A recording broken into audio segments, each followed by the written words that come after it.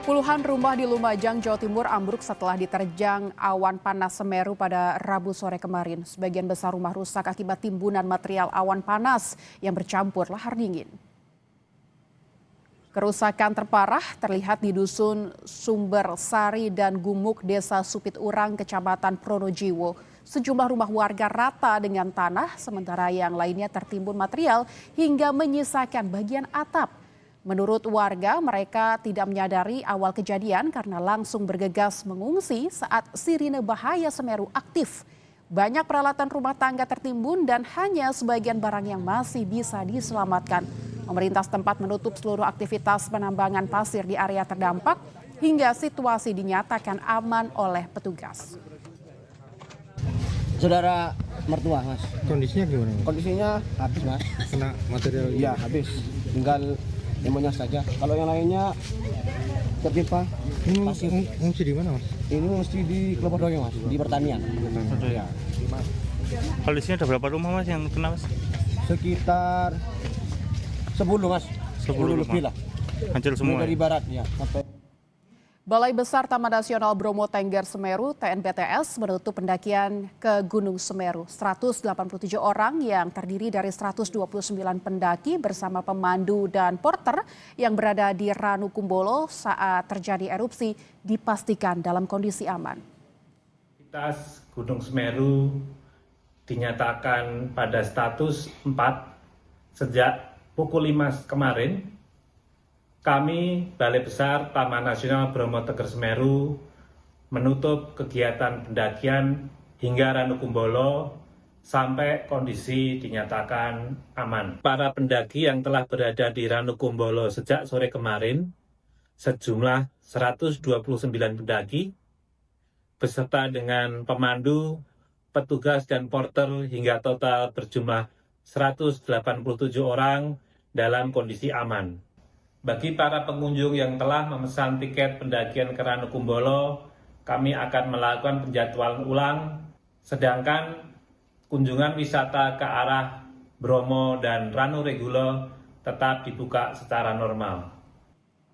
Berdasarkan insiden erupsi besar Gunung Semeru pada Rabu 19 November 2025, dari keterangan Kepala Balai Besar Taman Nasional Bromo Tengger Semeru, ada 187 orang pendaki yang terjebak di kawasan Ranukumbolo. Lalu bagaimana analisis insiden dan rekomendasi praktis jika pendaki dan wisatawan menghadapi situasi seperti ini? Kami akan membahasnya bersama Ketua Komisi Operasional Dewan Normatif Wanadri Alisar yang telah bergabung melalui sambungan virtual. Selamat siang Pak Alisar. Selamat siang, Mbak Lintang. Baik, Pak, kita melihat kasus ini. Bagaimana penilaian awal Wanadri terhadap penyebab utama hingga 187 orang terjebak di Ranukumbolo? Apakah Bapak melihat ini murni akibat peningkatan mendadak status gunung dari siaga ke awas atau ada faktor lain seperti keterlambatan koordinasi antar pihak misalnya? Baik, terima kasih Mbak Lintang. Pertama-tama kami Wanadri mengucapkan ikut prihatin ya atas proses alam erupsi Gunung Semeru. Mudah-mudahan kondisinya semakin membaik. Terkait pertanyaan Mbak Lintang, sama sekali tidak ya. Sama sekali ini adalah proses atau gejala alam yang tidak bisa kita prediksi. Ya, walaupun memang ada analisa-analisa, tapi namanya gejala alam tidak bisa kita prediksi sama sekali. Jadi ini di luar kesiapan kita, memang ini adalah fenomena alam dan gejala alam yang tidak bisa kita hindari dan kita prediksi. Yang dalam istilah kegiatan alam terbuka ini adalah istilahnya objective danger atau bahaya yang berasal dari alam terbuka. Demikian Mbak Lintang. Baik, Pak, apa perspektif Wanadri? Apakah erupsi ini menunjukkan perlunya revisi norma pendakian Semeru seperti batas waktu maksimal di Ranukumbolo atau protokol evakuasi darurat? Melihat kemarin juga masih ada pendaki dan pemandu yang terjebak di sana. Baik. Jadi terkait SOP protokol, saya pikirkan sudah ada instansi yang berwenang di sana, ada Taman Nasional, kemudian ada instansi daerah segala. Saya pikir dan kami amati sudah cukup ya Mbak Litang. Tapi sekali lagi saya katakan bahwa ini adalah gejala alam yang tidak bisa kita prediksi sama sekali. Dan ini adalah gejala alam sekali lagi Jadi saya pikir kalau SOP, kemudian tata cara, peringatan, saya pikir sudah cukup. Saya pun beberapa kali mendaki sana, saya pikir sudah cukup ya. Dan ini istilahnya kemarin pendakian, itu kan sebelumnya memang tidak ada tanda-tanda. Tanda-tanda akan ada erupsi besar. Jadi kemungkinan Taman Nasional masih membuka pendakian. Jadi di luar kemampuan atau prediksi daripada institusi yang berwenang. Ini adalah proses atau gejala alam yang tiba-tiba datang begitu besar. Cuman alhamdulillahnya bahwa posisi para pendaki itu jauh dari aliran lahar yang meluncur, yang ke arah tenggara setahu saya, karena posisi Ranukumbolo ada di arah utara. Demikian Mbak Lintang. Baik, berarti murni terkait kondisi alam yang tidak bisa diprediksi. Tapi Pak Alisar, bagaimana Wanadri mengevaluasi respons TNBTS yang meminta para pendaki bertahan di Ranukumbolo semalam? Apakah posisi utara Ranukumbolo ini memang benar-benar aman begitu? Tadi Bapak memang sudah sebutkan ini dalam posisi yang aman, tapi meminta mereka untuk bertahan semalam di sana, apakah ini tidak apa-apa begitu? Baik, terkait kondisi di lapangan, yang paling paham adalah instansi atau petugas yang akan segera mengevakuasi di sana. Saya pikir mereka sudah mengambil sikap atau keputusan tersebut sudah dengan analisa yang tepat. Saya pikir itu. Pertama adalah bahwa aliran tidak mengalir ke sana. Kedua, kalau evakuasinya dilakukan pada malam hari, itu beresiko. Kemudian mungkin ada jalur-jalur yang mungkin ada longsor. Dari safety, dari sisi dari para penyelamatnya dan pendakinya akan beresiko. Mungkin ini adalah analisa yang cukup matang yang diambil keputusan oleh para evakuasi dari dalam hal ini mungkin Basarnas, BNPB dan instansi terkait yang terlibat dalam evakuasi ini. Saya pikir sudah dianalisa bahwa posisi Ranukumbolo dengan posisi para pendakinya sudah cukup aman, karena memaksakan evakuasi pada malam hari itu sangat beresiko bagi tim penyelamat maupun para pendakinya. Demikian Mbak Lintang. Berarti memang sudah diperhitungkan, tapi apakah Pak Alisar tidak membaca akan ada pergesekan atau pergeseran awan panas ini ke arah yang mungkin membahayakan para pendaki, Pak? Ya, baik, itu kemungkinan saja terjadi. Makanya saya bilang tadi, sebelum mereka memutuskan itu evakuasi itu ditunda pagi ini, saya pikir semua instansi sudah menganalisa tersebut, termasuk arah angin ya, termasuk arah saya pikir sudah dianalisa semua, makanya diambil keputusan selain faktor bahayanya bahwa dipastikan bahwa pagi ini untuk evakuasi cukup aman. Dan tadi malam saya pikir mungkin semua instansi yang berwenang di sana sudah mengevaluasi bahwa arah angin juga tidak mengarah ke Ranukumbolo. Demikian Mbak Lintang. Jika seorang pendaki mendadak terjebak seperti kasus Ranukumbolo ini, Pak Alisar, apa yang bisa direkomendasikan oleh Wanadri? Apakah segera kontak PPGST, monitor update status gunung via app resmi, atau tetap di pos terdekat? Apa rekomendasinya, Pak? Baik, memang secara dalam konteks kejadian 187 pendaki ini di Ranukumbolo Semeru dalam konteks beberapa hal yang harus diperhatikan. Pertama-tama yang adalah patuhi semua instruksi dari pihak yang berwenang. Dalam hal ini tim penyelamat atau tim evakuasi.